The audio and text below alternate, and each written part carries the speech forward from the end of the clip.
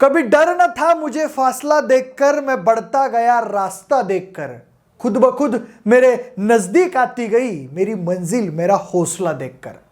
आपल्या 75व्या वाढदिवसानिमित्त आयोजित कार्यक्रमात छगन भुजबळ यांनी हे वक्तव्य केलं होतं। आयुष्यातील जो संघर्षमय काळ त्यांच्या वाट्याला आला तो सांगण्याचा प्रयत्नच त्यांनी या वाक्यातून केला।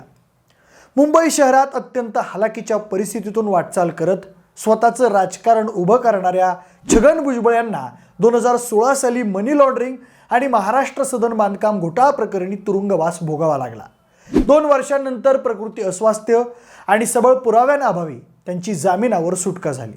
त्यानंतर 3 वर्षांनी म्हणजेच 2021 साली त्यांची सर्वच दोषारोपातून निर्दोष मुक्तता झाली। एखाद्या घोटाळ्यात नाव आल्यानंतर 2 वर्षांचा तुरुंगवास भोगावे लागलेले छगन भुजबळ हे महाराष्ट्रातील पहिलेच राजकीय नेते होते। त्यांच्या कारकिर्दीचा आणि तुरुंगातील काळाचा थोडक्यात आढावा घेणारा हा व्हिडिओ। नमस्कार, मी प्रथमेश आणि तुम्हाला तर माहिती आहे आपला विशेष भारी। छगन भुजबळ हे महाराष्ट्राच्या राजकारणातील एक महत्त्वाचं नाव। सध्या सरसकट मराठा आरक्षणाला आणि मराठ्यांना ओबीसी प्रवर्गातून आरक्षण द्यायला विरोध केल्यानं छगन भुजबळ चांगले चर्चेत आहेत। मागील 2 महिन्यात याच भूमिकेमुळे त्यांनी मनोज जरांगे पाटील आणि मराठा बांधवांचा चांगलाच रोष ओढावून घेतलाय। मागील 2 दिवसात मुख्यमंत्री एकनाथ शिंदे आणि भाजपच्या काही नेत्यांनीही भुजबळांच्या भूमिकेवर टीका केल्याचं पाहायला मिळालं। स्वतःला ओबीसी नेता म्हणून घेत असताना छगन भुजबळांनी राज्यातील मातब्बर नेत्यांना अंगावर घेण्याची किमया मागील 30 ते 35 वर्षात अनेकदा केली। कुणालाही न घाबरता राजकारण करण्याची किंमत छगन भुजबळ यांना वेळोवेळी चुकवावी लागली। या एकूण प्रवासाचा थोडक्यात आढावा घेणं म्हणूनच महत्त्वाचं ठरतं। नाशिकमधील बागबानपुरा भागात जन्मलेल्या आणि वाढलेल्या छगन भुजबळ यांच्या आई वडिलांचं ते लहान असतानाच निधन झालं। छगन आणि त्यांच्या भावंडांचा सांभाळ त्यावेळी त्यांच्या आईच्या चुलतीने म्हणजेच चुलत आजीने केला। पुढं काही काळाने ते मुंबईत राहायला गेले। तिथं घरच्यांना हातभार लागावा म्हणून ते आणि त्यांचे मोठे भाऊ मगन हे भायखळा येथील भाजी मार्केटमध्ये जाऊन भाजी खरेदी करायचे आणि हीच भाजी विकायचे। आपल्या काकीसोबत ते माझगाव येथील घराच्या बाहेर भाजी विक्रीचा व्यवसाय करायचे। त्याचवेळी मुंबईत शिवसेना पक्षाचा उदय झालेला होता। तेव्हा मुंबई शहरात बाळासाहेब ठाकरे यांची भाषणं ऐकणं तरुणांसाठी पर्वणी होती। छगन भुजबळ यांच्यावरही बाळासाहेबांच्या भाषणांचा प्रभाव होताच। 1973 साली बाळासाहेबांनी छगन यांच्यातील तडफदारपणा पाहून त्यांना शिवसेनेत प्रवेश दिला। पुढे 10 ते 12 वर्षांच्या काळात छगन भुजबळ यांनी मुंबई महानगरपालिकेत नगरसेवक आणि महापौर पदापर्यंत मजल मारली। बाळासाहेब ठाकरेंचा विश्वास कमावण्यात भुजबळ यशस्वी ठरले होते। बेळगाव सीमाप्रश्नी कर्नाटकात वेषांतर करून मराठ्यांना प्रोत्साहित करण्याचं काम छगन भुजबळांनी केलं होतं। पोलिसांकडून अटकेची पर्वा न करता त्यांनी ही कामगिरी पार पाडली। 1985 आणि 1989 साली ते माझगाव मतदारसंघातून आमदारही झाले। त्याच दरम्यान शिवसेनेला विधानसभेत 52 जागा जिंकल्यानं विरोधी पक्षनेते पद मिळालं होतं। पक्षात प्रबळ व्यक्तिमत्व असूनही छगन भुजबळ यांना ते पद मिळालं नाही। त्यांच्याऐवजी मनोहर जोशींना ते पद मिळालं। अगदी त्याच काळात देशात मंडल आयोगाची अंमलबजावणी सुरू झाली होती। शिवसेनेने मात्र मंडल आयोग स्वीकारायला नकार दिला होता। अशातच स्वतःला ओबीसी नेता म्हणून प्रमोट करण्याची चांगली संधी आहे हे लक्षात घेऊन भुजबळ यांनी शिवसेनेला रामराम ठोकला आणि मंडल आयोगाला पाठिंबा देणाऱ्या शरद पवारांच्या सोबत जाण्याचा निर्णय घेतला। त्याआधी भुजबळ यांनी कधीच स्वतःच्या माळी किंवा ओबीसी असण्याचा फायदा घेतला नव्हता। भुजबळांच्या या निर्णयानंतर बाळासाहेब ठाकरे यांनी त्यांना संतापानं आणि उपहासानं लखोबा लोखंडे ही उपाधीही दिली। शरद पवार यांच्या मंत्रिमंडळात त्यांना लगेच उपमुख्यमंत्रीपद आणि गृहमंत्रीपद मिळालं। त्याच वर्षी त्यांनी अखिल भारतीय महात्मा फुले समता परिषदेची स्थापना केली आणि राज्यासह देशातील ओबीसी बांधवांना एकत्र करण्याचं काम सुरू केलं। दिल्लीत या संदर्भात एक अधिवेशन घेऊन त्यांनी लालू प्रसाद यादव, नितीश कुमार, शरद यादव, शरद पवार या देशातील मोठ्या नेत्यांना एकत्र आणण्याची किमया देखील साध्य केली। लालू प्रसाद यादव यांनी तर छगन भुजबळ यांना राष्ट्रीय राजकारणात यायची ऑफर त्यावेळी दिली होती। त्यानंतर 1996 साली पुन्हा राज्यात सेना भाजप सरकार आलं। त्यावेळी भुजबळ विधानसभा निवडणूक हरले, मात्र त्यांना विधान परिषदेवर घेऊन विरोधी पक्षनेतेपद देण्याचं काम शरद पवारांनी केलं। 1999 साली शरद पवार यांनी काँग्रेस सोडून राष्ट्रवादी काँग्रेस स्थापन करण्याचा निर्णय घेतला, तेव्हा भुजबळ त्यांच्यासोबतच होते। 1999ला पुन्हा काँग्रेस राष्ट्रवादी असं आघाडी सरकार बनवल्यानंतर छगन भुजबळ पुन्हा उपमुख्यमंत्री आणि गृहमंत्री झाले। यावेळी त्यांनी जुन्या मुंबई दंगल प्रकरणी बाळासाहेब ठाकरे यांच्या अटकेचे आदेश गृह मंत्रालयामार्फत दिले होते.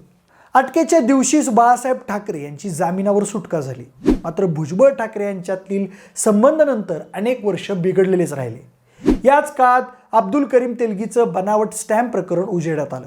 हजारो कोटींचा घोटाळा असलेल्या प्रकरणात राजकारणी, प्रशासकीय अधिकारी यांचा समावेश असल्याचं उघड झाल्यानं शरद पवार यांनी छगन भुजबळ यांना गृहमंत्री पदाचा राजीनामा द्यायला लावला. पुढे या प्रकरणाची बराच काळ चौकशी चालली आणि तेलगीला जन्मठेपेची शिक्षा झाली. 2004 ते 2014 या आघाडी सरकारच्या काळातही भुजबळ यांनी उपमुख्यमंत्रीपद, गृहमंत्रीपद, सार्वजनिक बांधकाम मंत्री अशी निरनिराळी खाती भूषवली. नाशिक मुंबई रस्त्याचं चौपदरीकरणाचं काम, येवला पैठणीला जागतिक बाजारपेठ मिळवून देणं, नाशिकच्या द्राक्ष आणि वाईन उद्योगाची भरभराट ही छगन भुजबळ यांच्या कामाची पोचपावती म्हणता येईल. मात्र या काळातील त्यांची राजकीय आणि आर्थिक कामगिरी अनेकांच्या नजरेत खुपणारी होती.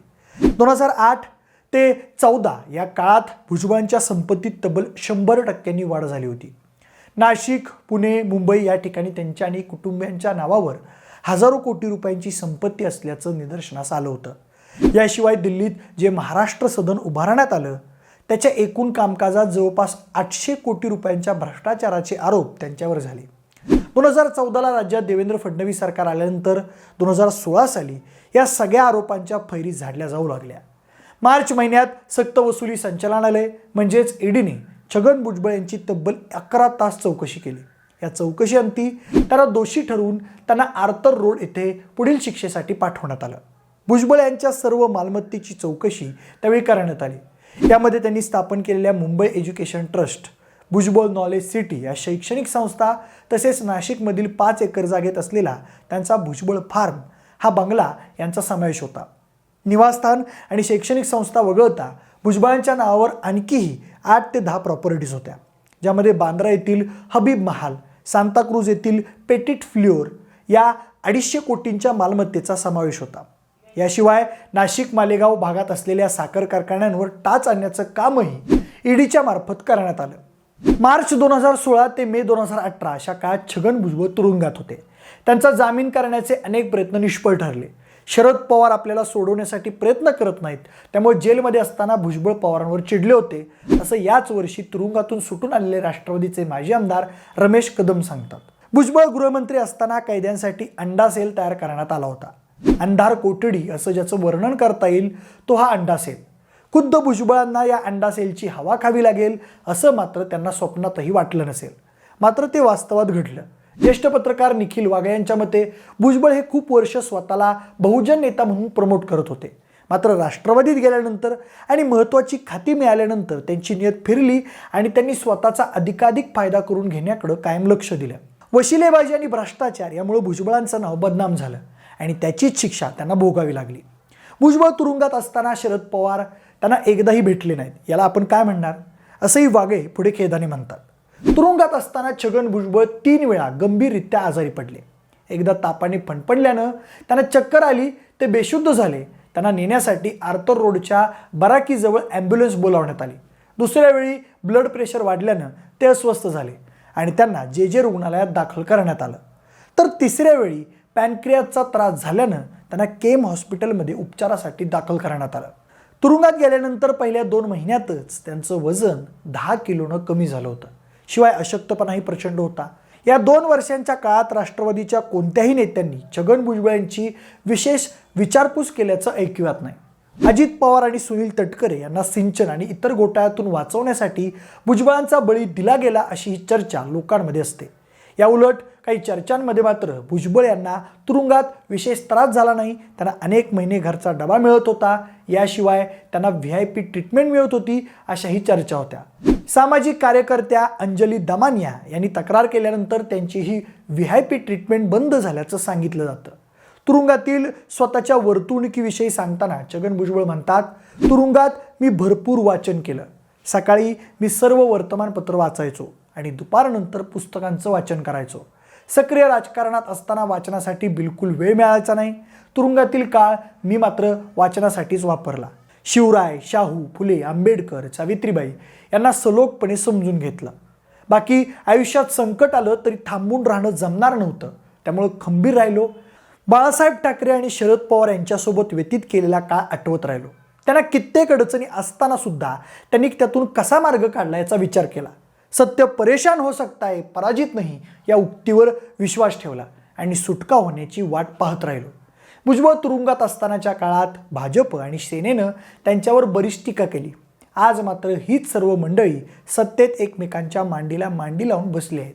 2 वर्षांच्या तुरुंगवासानंतर भुजबळ कोलमडून पडतील, त्यांचं राजकारण संपेल अशा चर्चा त्यावेळी होत होत्या. मात्र सर्व शक्यता खोट्या ठरवत भुजबळ पुन्हा नव्या जोमाने उभे राहिले. त्यांच्या अनुभवाचा विचार करून त्यांना महाविकास आघाडी आणि महायुती सरकारमध्ये कॅबिनेट मंत्रीपदही मिळालं. आजही ओबीसी समाज मोठ्या संख्येनं भुजबळ यांच्या पाठीशी आहे.